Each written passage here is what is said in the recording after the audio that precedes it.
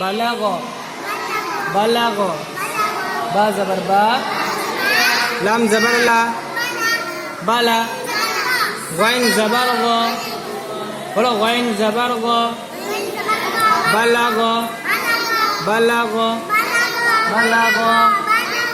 বালাগো চলো ওয়াজ্জাদা ওয়াজ্জাদা ওয়াজ্জাদা ওয়াজ্জাদা ওয়াও জবর ওয়া জিম জবর জা ওয়াজ্জা দাল জবর দা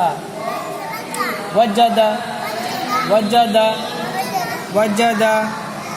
ওয়াজ্জাদা ওয়াজ্জাদা বাসরা বাসরা বাসরা বা জবর বা صاد زبر صا بصا را زبر را بصرا بصرا بصرا بصرا هذا سجدا سجدا سين زبر سا جيم زبر جا سجا دال زبر دا سجدا سجدا سجدا مجدا مجدا من زبر ما